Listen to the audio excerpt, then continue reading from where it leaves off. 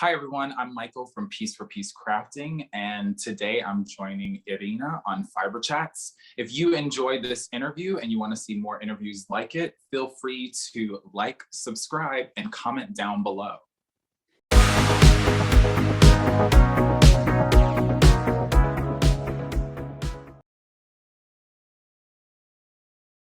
Hi, welcome to Fiberchats. My name is Irina. I'm the host, and today my guest is the host of another podcast on YouTube, Michael from Piece4Peace Crafting. Welcome. Hi. So I binged watched all your episodes before this interview. Just to better sense. I'm trying to always watch your interviews when they come out, but I definitely missed a couple episodes. So yesterday I went through all of them. And the very first episode was, I felt like hugging you because you were so unsure of yourself. And the very beginning of that first episode, you're like, well, should I do it? Should I not do it? Okay, maybe I'll do it. I don't know. What was that decision? Why did you decide to start podcast? That's a great place to start. So in my normal life, I work in the arts, dance specifically. I was a professional ballet dancer for many, many years. Now I teach dance. And here in Chicago, we have a very robust sort of dance community. And for a while I love listening to audio podcasts. And so I wanted to do an audio podcast just about dance, the arts kind of in Chicago. And I would joke about it with my friends all the time, oh, one day I'm going to do this, and looked into equipment and everything. And then that never happened. And then I started watching other podcasts, and then maybe like most during all of this, us living in the pandemic, I found myself really looking to them for a sense of comfort. Okay, this is sort of soothing. It's very calming. I don't feel as stressed out with everything that's going on. And in doing so, I kind of felt like I wasn't seeing me in a lot of them, just like someone who looked like me doing this. Right. And I'm sure there are others that are out there, but maybe I just didn't know of them. And so I talked to a couple of my friends and I was like, hey, I think I kind of want to start this. And they were like, you should. I don't understand why you haven't already. You should just go ahead and do it. And so it's funny because even in that first episode, I sent it to four of my closest friends. And I was like, hey, would you guys mind just taking a look at this before I go ahead and hit publish? And they were like, it's really good, but you can tell that you're not being your silly self. You're trying to do something. And I was like, oh, okay, that's fine. They're like, but it's good though. Go ahead and put it out. Just know that you can relax and people are gonna like you because you're a goofball. And I was like, oh, okay, cool. So yeah, even me going back and seeing that first one, I'm like, oh, I think it's funny, but I can understand why, especially now, me making these and putting them out I'm way more relaxed now. Well, what did you that day, right? When you decided, okay, today I'm just gonna que sera, sera, I'll try it. Whatever's gonna happen is gonna happen. What was special about that specific day? Why did you decide to do it on that day? I think it was just one of those things, it has to happen right now. And so it was actually my first episode I recorded in the evening, and I just sat down I was in my old apartment, and I just sat down in my living room and I gathered a bunch of stuff that I'd made during this time, or the time to that point or whatever. So till October of 2020. And I was just I'm just gonna sit down, I'll record, and whatever happens, happens. And if it seems like it's okay enough to put out, I'll just put it out, and then I'll just roll with it and see and go from there. So was there any longer term plan at that point? Did you okay, I'm gonna do it every 2 weeks on Saturday at 9 o'clock in the morning? Did you plan it, or were you figuring it out every 2 weeks as you were? I think, if I'm being honest, in my head, I was like, okay, if I do the first one, And even if like 5 people watch, I will do it again in 2 weeks, but I planned it around, this is so silly, but I planned it around when other podcasts that I like watching came out. So it's like, I don't want to be on the same weekend as like these people. I want to be on this weekend. So I sort of went through some ones that I watch a lot of, and I was like, okay, cool. I can do it on the opposite weekend. Then when it's not my turn, I can just sit and watch other people. You know what I mean? Like, it just, in my head, it made it easier. And I never thought that it would be as consistent. I said maybe every 2 weeks in the beginning, just to be like, oh, let me see if people are even gonna watch. And then every 2 weeks, I just keep sitting down on a Saturday, sometimes Sunday, to just like record something. Well, I mean, I'm a brand new YouTuber, right? Mm-hmm. I would consider myself the same. Right, but like I'm still sort of like waking up in the morning and I'm like, I can't believe I'm actually, like my son was like, I don't know where I went wrong. My mother is a YouTuber and Instagram influencer, you know? So it's like, I'm still sort of like, can't believe that this has been happening, right? Yeah, it's totally. What was your like beginning, like the very beginning, the group, like how did you catch your audience? Who was your audience? Did you feel like it was growing fast enough? Were you comparing yourself to those other YouTubers? Like, what was the very beginning? Talk about that. Yeah, so in the beginning, so those 4 friends that I initially sent out, like it was like a private link at first. Right. And so I sent it to them, they watched it. And one of my friends is sort of a night owl too. And I remember just texting with her like, hey, is this cool? Should I just go ahead and do it? She's like, yes, absolutely. And so I hit publish, she subscribed, and then a couple other like friends and family subscribed. And maybe I would even say for like the first 3 months, I would go and I would look at the analytics. And then I found that was making me anxious. And so I was just like, I'm not going to really pay attention to these anymore. I'm just going to let it happen the way it happens and see like where it goes. So for me, I like got into it sort of just like, not, I want to say organically, but just like, I'm just going to do this and it'll be fun and whatever. And then slowly people started like noticing it or watching it. And then they start to comment. So I comment back. And then I think it was, yes, so I have 2 roommates currently. And before we moved in together, we lived apart, and I was at their place one evening and I noticed that I was getting all these notifications, both on Instagram and here on YouTube. And people were like, the grocery girls mentioned you on their podcast. And I was like, wait, what?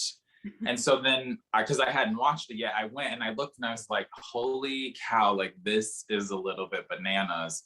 And I don't even have a big following, but like, that's when I definitely saw like, okay, a few hundred people started following you. Right. And so that was like, oh, okay, cool. Like a little bit of the word is out there. And also around the same time that I'd started, I was, do you know the designer Denise Byron? She's Byron Handmade on Instagram. So we connected over that summer. And I was helping her with like some make-alongs that she was doing. So like I'd moderate the Zooms or whatever. And people that were on there would just like start subscribing because I just, you know, I'm moderating, I'm helping, chit-chatting with people, just, you know, hanging out or whatever. And so I think just little bit word of mouth, it like slowly started to happen. And then I was like, okay, now you have to like post it on your Instagram every time you do one and get it out there that way. But I think for me at least, like it'd be cool to have, like I see people who are like, oh, we just got 10,000, we got 20,000. And I think that's really dope for them. I mean, hopefully maybe one day, but like, I'm not pressed to get it there. Right. I don't want to force it. You know what I mean? Like, I just wanted to, when people find it, they find it, and it's cool if they do and they stick around. Right. Well, let's talk about your knitting. I mean, okay. It's like sort of makes sense that we're not only going to talk about YouTube, but knitting as well. Yeah. So you learned knitting from a fellow friend, during one of the rehearsals, right? Yes, we were doing a big ballet. So any ballet people out there, we were doing Giselle. It's like a famous ballet, classical ballet, and there's not a lot for the men to do in the second act of it. Like it's very female heavy. And so he was knitting something for his wife, who was dancing. They were both dancing the lead, but I think it was another cast or something. And he was knitting something for his wife. And I was like, oh, that looks really cool. Like, I'm bored. Can you teach me how to do that? And he was like, yeah, sure. If you get, you know, these needles and just like whatever yarn you want, bring it in and I'll show you, like on a 5, or like if we're just sitting in the back not doing anything. So, okay, cool. And so, yeah, we just sat and I learned, right, you know, how to knit, how to purl, how to cast on, how to knit, how to purl. And then I was just making like a big, huge rectangle for the longest time, just so I could practice. And then, yeah, from there, I just like, I would find like random patterns, either from books or like I'd go to Michael's and just like see whatever was free. You know, sometimes they have those free tag things or whatever.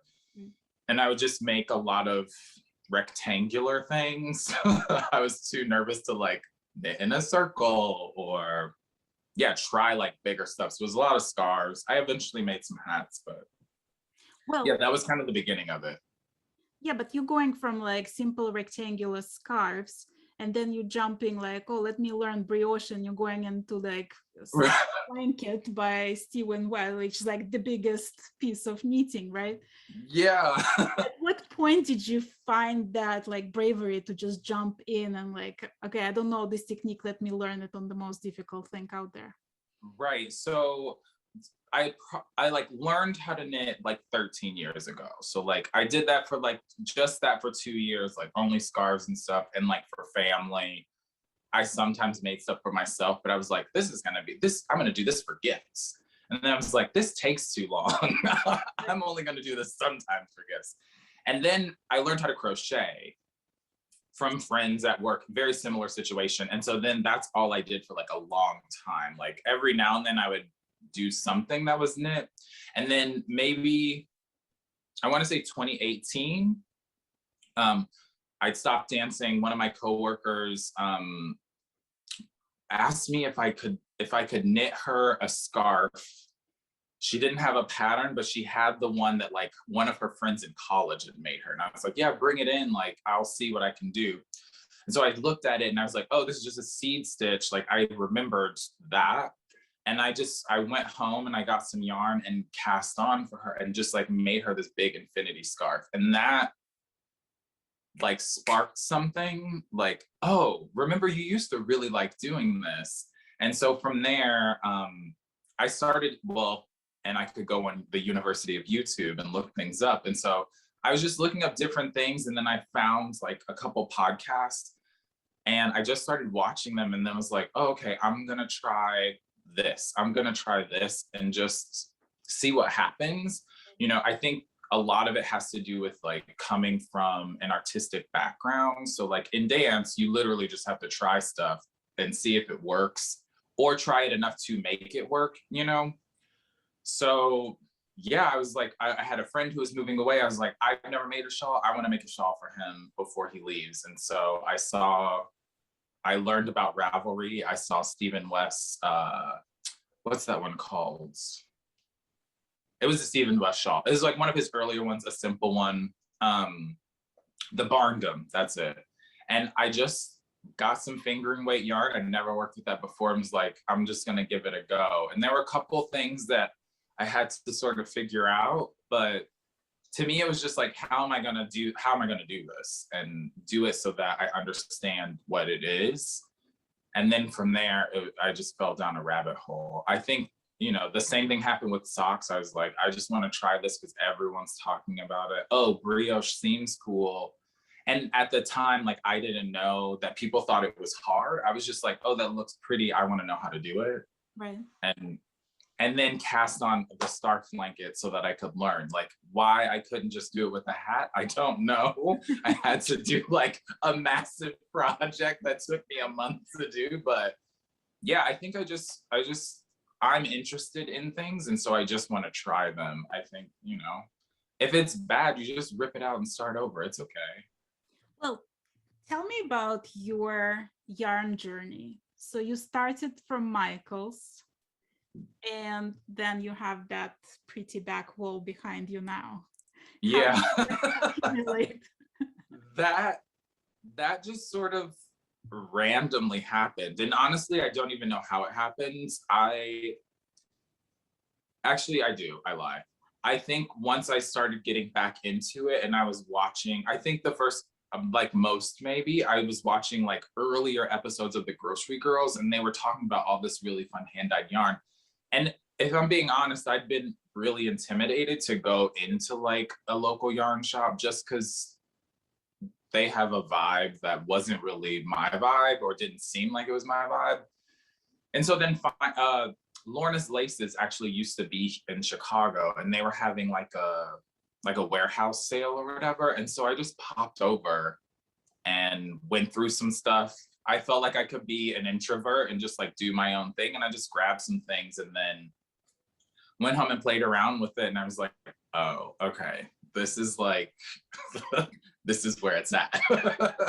And just kept wanting to learn and find new people that I enjoyed working, or like the yarn I liked using and things like that. And so, yeah, now I'm like, I can appreciate both. And I think that both are super valid and each have their own, their uses for certain things. So yeah, I want to play with everything. Well, talking about like not being comfortable going into the yarn store at that point, right? Have you ever felt uncomfortable knitting in public? Like, was that ever a thought that like, it's not a manly thing to do? It's like, did you ever get any critique from people or any negative feedback from people? Yeah, I haven't, thankfully. A lot of my like craft time in the beginning was at work. And so like I was around a bunch of artistic people anyway. So they were just like, oh, he's making something. And I ended up like crocheting a bunch of slippers for all of my friends in the company. And then getting back into it, especially with knitting, I live like in the city of Chicago. I live in a very diverse neighborhood, and it's pretty chill up here. So like just taking the bus that I take to come up here, I, you know, would get a window seat on the bus to look at the lake as I'm coming home, and I would just pull out my project and go. And I do get people stare at me, which I think is funny now. Like, I'm like, oh, okay, that's cool. I love it when it's little kids because they're just like, whoa, what is that? That's so awesome. But usually, no, it's like people feel very comfortable to wants to come up and share.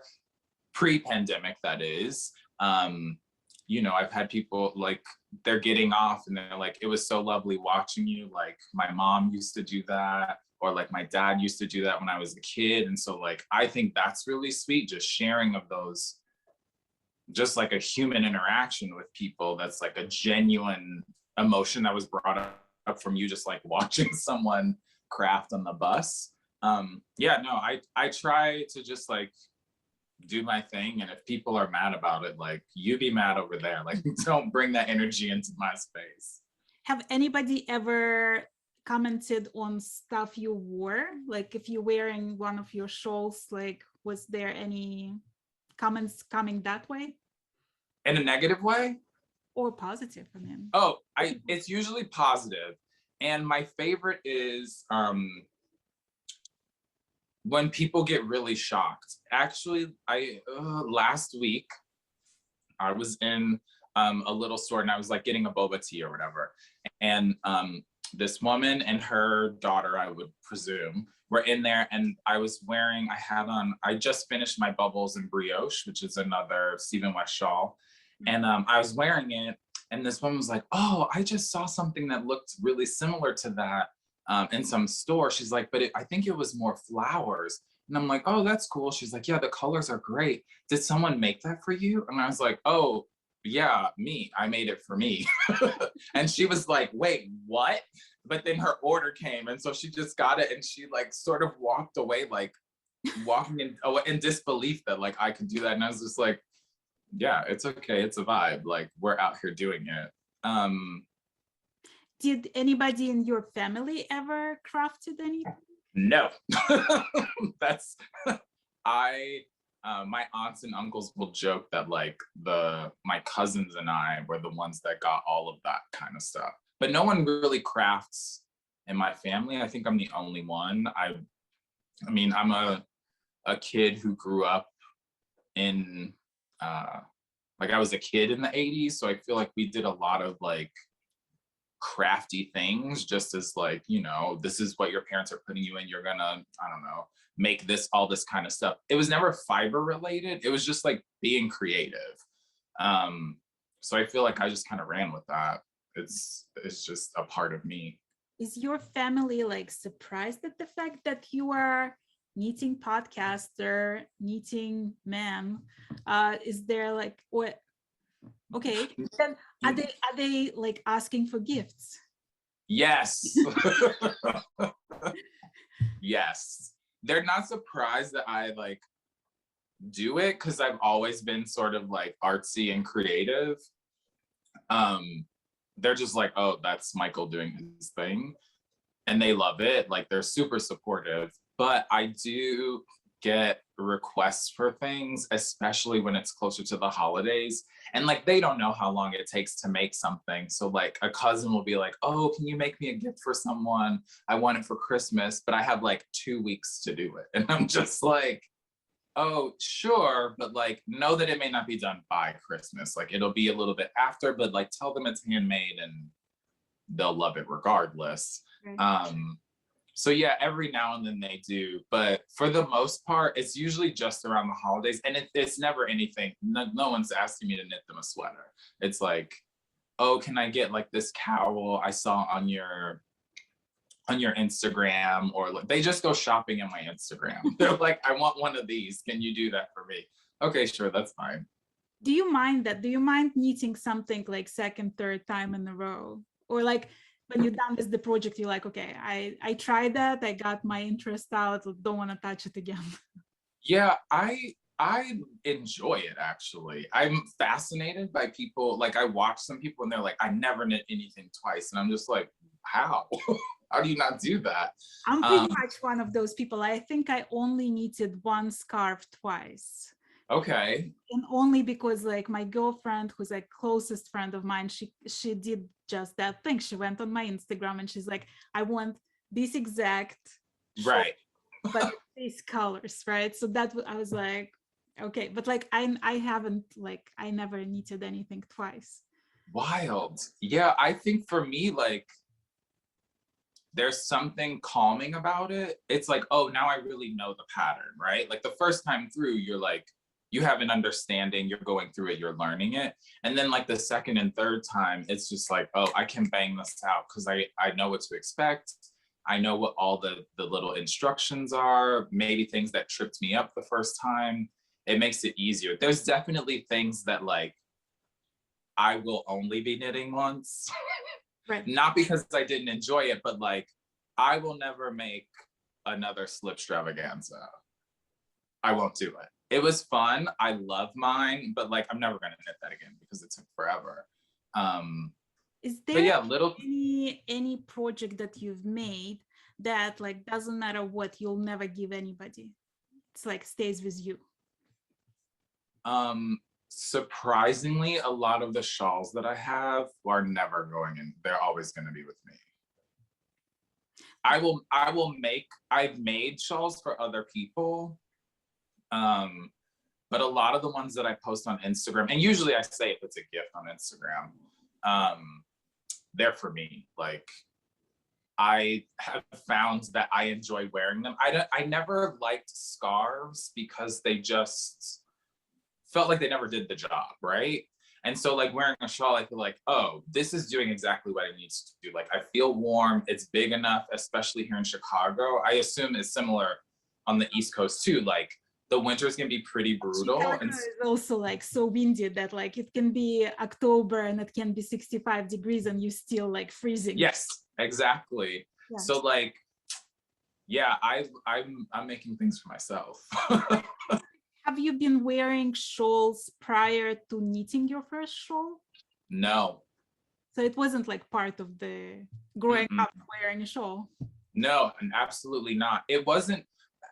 The thing that did it for me is like, because I worked in a ballet company and there was like a lot of people who were international dancers, like I would look at how the men who weren't from America dress, and I'd be like, oh, that style's really awesome. And they'd have these little things wrapped around them, like, okay, that's like cute for you. Like, I want to be able to do that. And so once when I knit my friend one when he was moving away, I was like, oh, I'm gonna make myself the same one in different colors that are more my style. Right. And I wore it for a little bit, just like out, like I'd have a t-shirt on, just a little shawl, and like maybe some shorts, like when it was a little bit cool out. And I was like, oh, I get this now.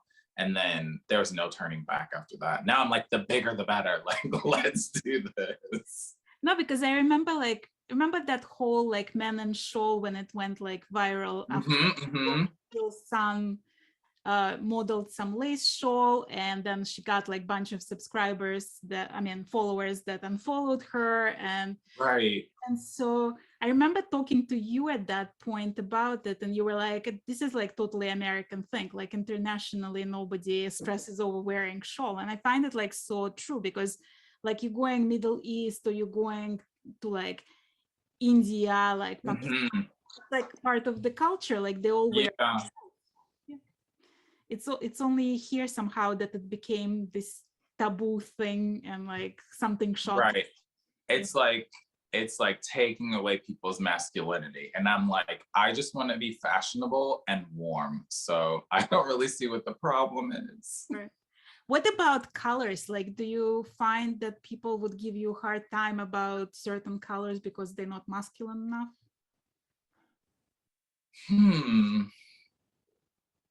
I don't think so. I enjoy color like in my life. It actually wasn't until recently, like on my podcast, I usually am always in a black t-shirt. Just because I find that if I'm showing stuff, then it'll pop a little bit more when I'm wearing it. But like in my normal life, all of my like button-ups or like shirts I wear are like very loud, very bold. So yeah, people don't really comment on the colors that I pick in a negative way. If anything, it's the reverse. It's like, oh, your color sense is like on fire like a lot of the time. And I'm not really thinking about that when I'm like picking things out. I'm just like, what things play well together? Like, what do I think is gonna look good for the thing I'm making? Yeah, and a lot of things for me go back to like what I used to do. So it's like, I wore a lot of costumes. And so I kind of know like what colors look good on me, or if I was doing a piece and I was like, oh, this looks awful on me, but like, this is a costume, I don't have a choice. So now that I have a choice to like make my own things, yeah, just play around with what I think is gonna look really cool, what I think is cool, and yeah, just do my thing. I want to ask you a question that I asked Michael Green. So he's also a ballet dancer.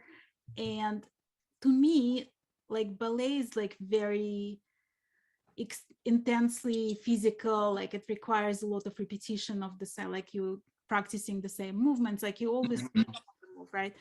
Whereas knitting is you're just sitting and you're knitting and you're not moving. Like, does that seem unnatural to you, that like you used to all that movement and now you're just sitting on the sofa and you're knitting? It's same but different. So like, fortunately I teach dance now, so I still get the bug out of me to like move around, especially with kids. It's like, okay, we're just gonna do this. But I think that repetitive nature, like coming from that dance background of like, you're gonna do these exercises in class, it may be different, it's gonna be different exercises, but like ballet has a certain set of steps. They can be done in a bunch of different ways. And it's the same thing in crafting. Like, here's your glossary, but now how are we going to play with that and move it around to make it be something completely different? So like, for me, it's like activating the same creative things in my brain that I'm like, oh, okay, this is like, it's keeping me interested. I'm having fun with it. Like, Yeah, they're similar in a lot of ways, I'm finding. So how much do you need to crochet per day? I should have my roommates come answer that for me. Probably, I mean, now that I'm back to work, like for the most part,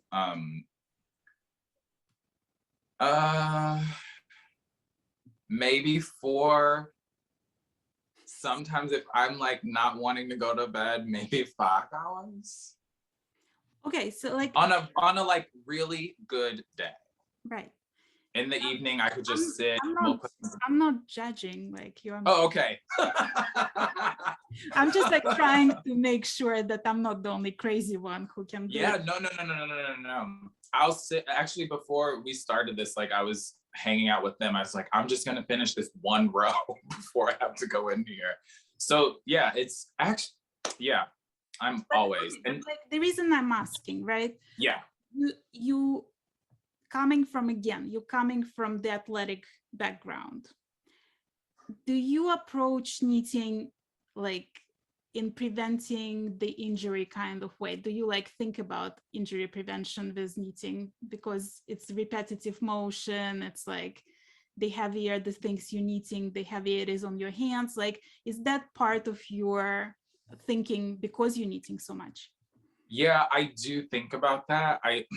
I switch up where I am sometimes too. Like if I notice I've been on the sofa for too long, I'll get up and I'll go sit in like a rocking chair for a little bit, or I'll sit something that's a little bit harder of a surface, just so that, because I know like my posture, especially sitting on the couch, I'll start to go like this and just become one with the couch. Right. So I do think about that a little bit. And now that I'm commuting more on the bus, like the seats on the bus are very like, you have to just sit a certain way. So for that, actually, I find is like really helpful because I'm sitting up really straight and just like trying to keep my hands a little bit lower. So I'm not like this, just hitting the person's head in front of me. So just like looking down a little bit. Yeah, but I try to do like stretch out my forearms a little bit and like my hands and stuff, like definitely take breaks. It can't be just like that straight for that long. But do you like, do you schedule it? Like, do you like sit half an hour and then you have to get up and get into the split and then like sit down? Oh. Totally. Just doing the splits in between. I'm going to try that later. No, I don't really schedule it. It's just like I can feel when I need to. It's like, you know how people have Apple Watches and it's like, you need to stand up. Right. I feel like I have my own internal clock that's like, you should probably switch it up a little bit right now. So I just switch, just do something else. The part of your podcast is that you have this playlist that people that watch your podcast add to that playlist, right? So it's become community building sort of thing. How did you come up with that idea? Like, when did that start? I think that started maybe like, I want to say by like episode 4. And that came about because a lot of podcasts that I like to watch, I don't know what or how the look of the Venn diagram of like knitters and like murder podcasts, I don't know what that really is or like why people are drawn to it. It's not my thing. And so I would hear people recommending like all of these like really obscure like murdery podcasts or like books and TV that they were watching. And I was like, oh, this is fun. Like I've definitely found a couple of things that way. In all of those fields actually, or all of those different genres. And so I was like, oh, maybe I should try that because like that seems like a thing people do. And for me, I didn't want to do just like books and movies because like, and TV shows because like literally everyone was doing that. And I was like, oh, well, in my everyday life, like I'm that one friend that people like coming to for music. Like, oh, what are you listening to now? Like, do you have any recommendations for me?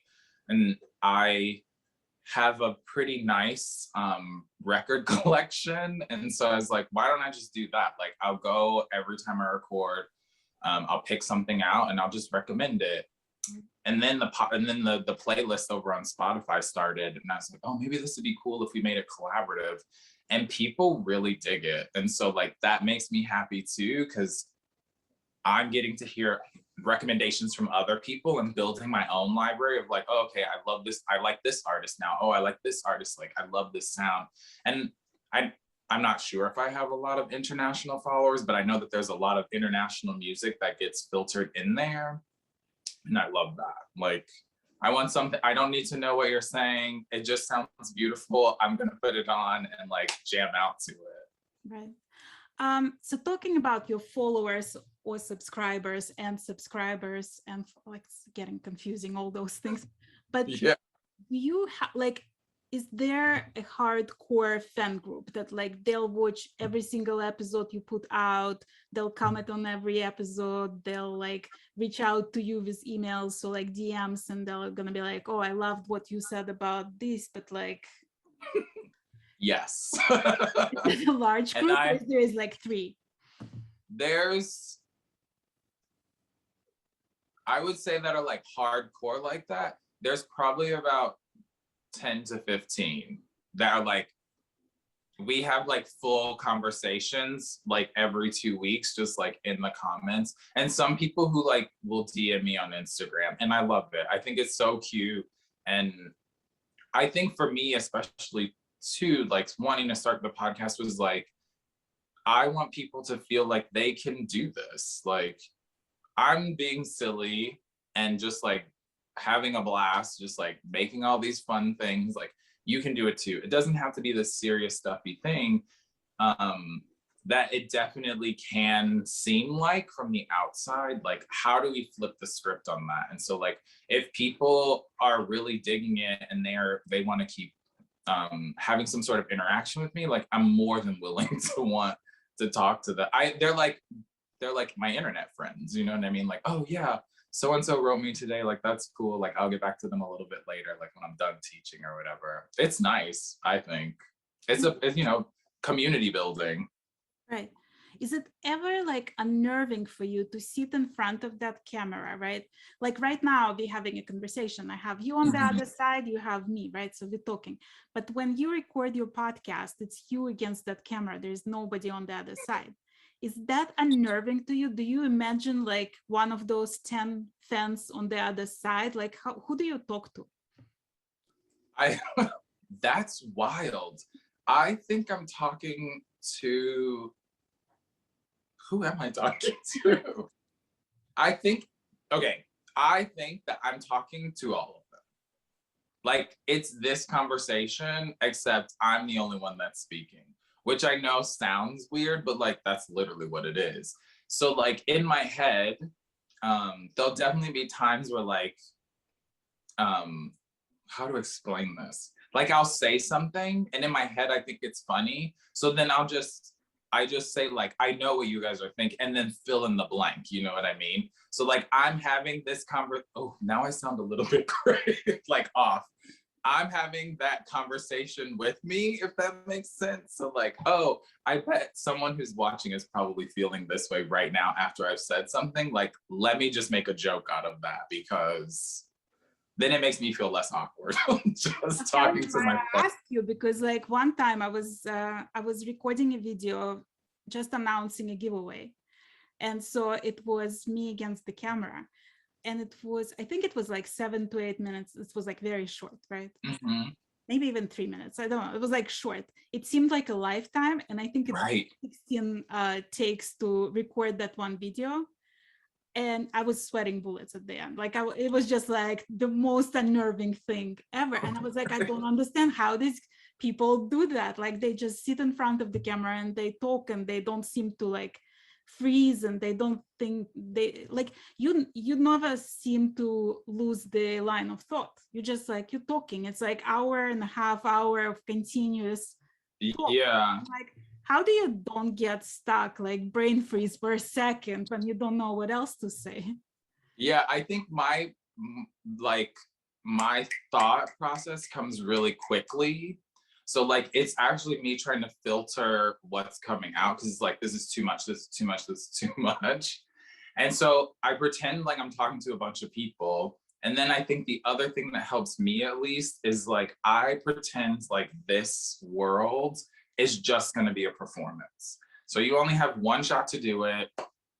Yes, I could edit and do it in a bunch of takes or whatever. But I like the challenge for myself too, like try to get it all in one take and see what happens. And I think that I'm not afraid to just like, I'm always laughing at myself. So I think that helps me too. It's like, oh God, you're being ridiculous right now. Like, what are you doing? Right. Was there ever like any negative comments, negative DMs, email saying like, you know, why people like you think that they should have a podcast, or anything like you said, being criticized for what you said? And I don't mean like something of a value necessarily, but just like something you think totally part of you, part of your knitting, part of your experience, being criticized from the angle that you didn't even think about or expect. Yeah, that I will say on my personal stuff that hasn't happened, but I did once have a photo of mine shared. And so whenever that happens, I like to go and like it and, you know, comment under it, like, thanks so much for sharing, whatever.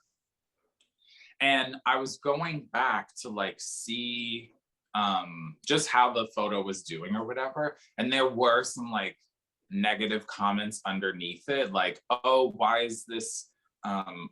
is he wearing a sweater that's clearly for a woman? Like, this is gross. Why would you do this? Why are you reposting this? And to me, like the first couple, it was a little shocking. Like, oh, whoa, what? Like, why are you so mad about it? And then once I saw a couple more come in, because then I was interested, right? I was like, oh, wow, these people are mad. Like, let me go and be in the comments a little bit more. And then, yeah, there were a couple more like that. And I was like, honestly, this has nothing to do with you. So like, don't take it to heart. The first couple were a little jarring, but then once I told myself like, they're mad about something else. And that has nothing to do with you. Like, you're making what you want to make. And like, that is the best thing ever. Like, I get to dictate what my wardrobe is, what I want to be making, how I want to be making it. And if someone else isn't here for that, then like, that's on them. It's not on me. Like, that literally has nothing to do with me. I made what I made and I love it. So I'm golden. You are. Well, what about like the channel? Do people write you suggestions that you feel like it's being a critique more than a suggestion? Like, do you Oh, no. And I feel very, very, very lucky for that I haven't had that. I think, you know, for me, at least, the energy that I'm trying to put out is like one of being really positive and just having a good time. Like, I want, when you turn on my little podcast, I want people to feel like we're sitting down and doing what we're doing right now, right? Like, we can just chill for a little bit. And so I think because of that energy, I don't get much of that. And like, I've asked people too, like, oh, does this seem like it's too much? Like, should I do this? And they're like, no, keep doing this. And people will comment like, this is such a chill podcast. I love watching it because I don't feel like whatever kind of way they may feel watching other things. And so like, I feel like that's really sweet. So knock on wood, wherever it is, like, yeah, I haven't had that yet, which is really nice. I'm sure now it's gonna happen so much. I hope it won't. But like, when you record your podcast, right? Mm-hmm. Do you try to engage your audience? Do you try to ask them questions? Do you try to get them to like write you their thoughts in the comments? Like, do you think about it even? Because I have this fear, and I've talked about it with Scott Wallace when I was interviewing him, because he's also a podcaster. And I said, you know, it's like, in a sense, when you talk to the camera, right, you're talking to people who listen to you. When I'm talking to my guest, it's like, it's basically the conversation between the two of us. So sometimes I'm afraid that like I'm leaving my audience out of the conversation. So how do you think about that when you do your podcast? Do you think like, how should I engage my audience? Yeah, actually I do. It never like to a degree of like, I have to make sure that I hit these points. But because I am like answering myself a little bit in my head sometimes about like if I say something, um, I'm engaged. I feel like I'm engaging them in that way. But I do ask like, oh, excuse me, especially like recommendations. Like I'd never done toe up socks before. And I was like, hey, if anybody knows of like a great first time toe up pattern, please drop it below. And then like, I was overwhelmed. Great, let me make a list. This is so awesome. So like, I love asking for advice for things. I think that's really cool.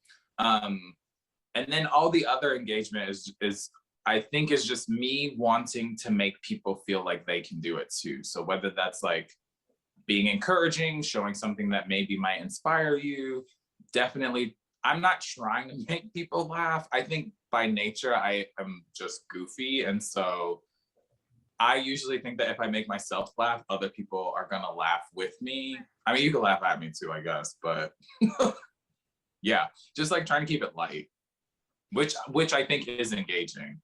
Right. I noticed also, like you mentioned, that you have a Ravelry group, right? Mm-hmm. So what was the purpose of Ravelry group? Like, why did you feel like you need that group as well? Yeah, I think I wanted to start, I knew at some point a make along would be cool just because it sounded like a neat idea. And then when what was it? There was an issue of Pom Pom magazine with a shawl that was in it that I was like, I have to knit this immediately as soon as it comes out. And I never heard of Pom Pom, but like I'm learning about all these things now too. So I was like, I'm gonna buy this and then I'm gonna just see if I can do a make along. And so I thought like you should probably have a Ravelry group because that seemed like the thing to do. Right. And so I just started one, and then that first knit along that I did, I was surprised that other people wanted to knit the same thing.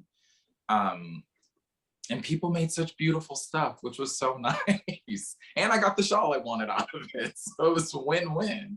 I actually love knit-alongs for this exact reason, because you get to see so many variations of the same thing. And it's like, Totally. it's very surprising, you know? Yeah. So right now you're on clue number 3, right? Of Yes.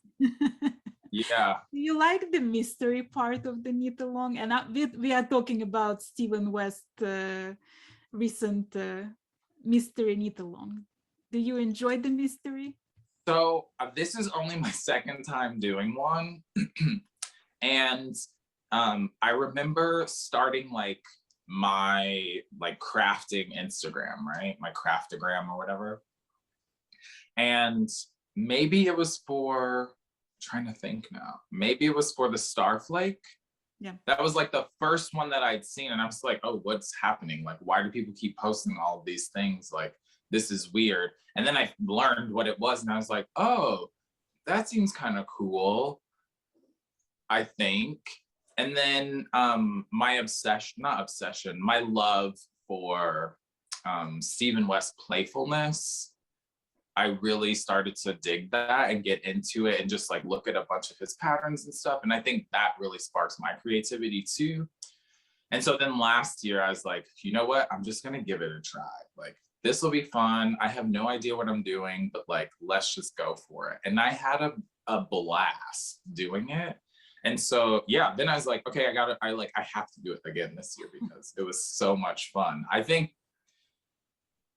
part of it for me is like, again, is like going back to my background. Like when we'd have choreographers come in and set a new piece of work on us, we wouldn't know what it was. You know, you're being given the steps like every day. You get a little bit, and then by the end of it, you have a full ballet or whatever, 30 minutes or a 2-hour piece. So it's the same thing to me for mystery knit along. It's like, oh, I'm gonna get just a little bit of the choreo or a little bit of the pattern, work on that, try to make it look nice, and then when the next part comes, you just keep doing it. I never thought about it this way. Like, I love that comparison. It actually, yeah.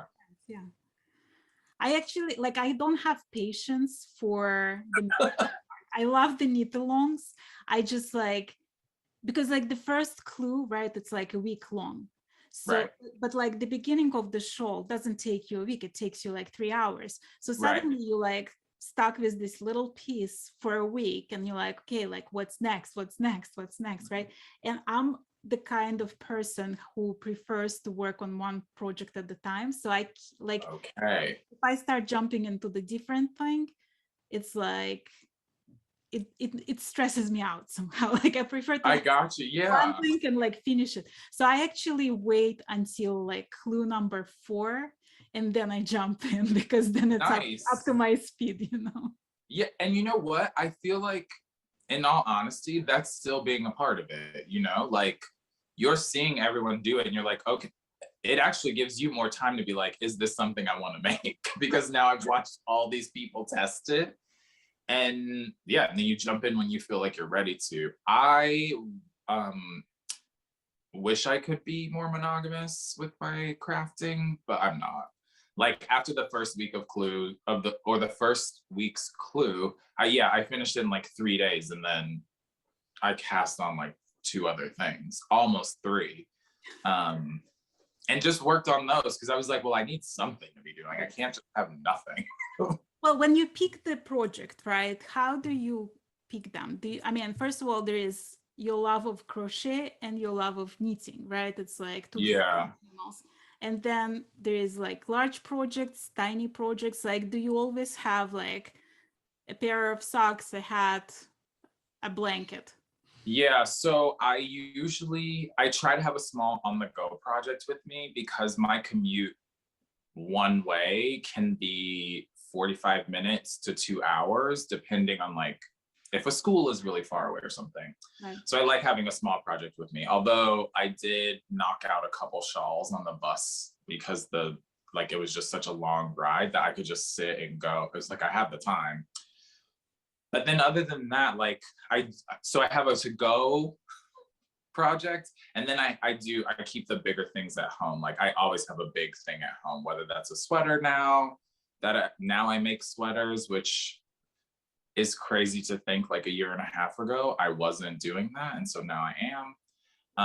And probably some big schlankety shawl thing that is on the needles at all times. I wasn't a sweater girl either until I went to Rhinebeck this time, and I'm like, my God, I have to make myself like 7 sweaters now. Like, right. Yeah, I was surprised that I fell down that rabbit hole, actually. Like, I just kept seeing all these really cool things. And now I think that there's a really great, and maybe this is not true, but it's new to me because like I'm going further and further into this fiber space. But I think that there's a really big emphasis on like making things for like everyone, or better things for like people who identify as male. And so like the pattern selection is really boss. And I was like, oh, I would totally wear a sweater that looks like that. Like this looks great, and it's not from a store. Like I have really long arms, so like something off the rack is never, like my arm length is just never gonna fit. And so now I can make something that's like really beautiful and it fits me properly. So that's great. So then I made a couple sweaters, and now I'm like, okay, I need to just always be thinking about what the next one is gonna be. So you just celebrated 1 year anniversary of your channel. Mm-hmm. What's your plan for the next year? Like, where do you see your channel going from here? That's a good question. I think to keep going in the direction that it's going, which is just like to try to keep it light, to try to keep it fun. I would love to do a couple more alongs, like whether it's a crochet along, make along, knit along. I think those are fun and really great for like, especially those 10 people that I chat with all the time, those subscribers, for us to like all get together and do stuff, even though we can't be together, you know, because we're in all parts of the world. So that's really neat. I would really like to, which I can't believe I'm even saying, but a couple people, my closer friends are like, when are you gonna start doing like meetups and things, or like going to like see people out in the real world when that is like a thing that we can really do again. And so I think that that's in the cards too. Just like, I watched everyone go to Rhinebeck this year, and like my roommates were like, when are you going? And that's like, next year on the podcast hill, right? Yeah, I'm like, next year I have to go. You know what? It was honestly like, it was the best thing ever for me. Yeah, tell me more about it. Like, I need to know. No, because I was like, I didn't expect it. I mean, first of all, I only started my YouTube channel 4 months ago as of today. Okay. So today is actually 4 months. So I was like, okay, nobody knows me, you know, nobody, like I just started knitting 4.5 years ago. So it's like, I'm not anybody, right? And then I'm coming there and I walked 100 yards and this lady came to me and she was like, oh my God, I love your channel. And that just made my day, like immediately. And then I met like so many people that I interviewed on that podcaster hill. They were like, they all came, we took a group picture. Awesome. And it was like meeting, it's like reunion, you know, of like your friends. Like it really felt like a family sort of friends reunion. Like, and you're surrounded by so many people who have the same interests as you, and they sort of, they know you and you feel like you know them because like we chatted for an hour, you know. Right. Yeah. So totally. Yeah, I want to know what that experience is like. I mean, honestly, like I wasn't, the first time I went to Rhinebeck, it was 2 years ago, and it was very different because I took 4 classes and I was shopping for yarn. Like none of that was in my possession at that point. Right. So everything was new and exciting. This time I only bought like, I think 6 or 7 skeins of yarn. That was it. Like I didn't even look much, but it was like social hangout. And after 2 years of sitting at home, it was like the most wonderful experience ever. Yeah. Oh, it just sounds magical. So I want to know what that's like. You have to come next year. We'll meet there. We'll meet. Yeah, for sure. Well, I loved having you here on my channel today. Thank you so much for being my guest. And I wish you the best of luck with your podcast. And I might pick your brain at some point and see like what you're doing and what I can do better on my channel. Yeah, thank you so much for having me. And anytime, like, drop me a line. I love chatting with people. Yeah, let's make it happen. Sounds wonderful. Okay, thank you. Thank you.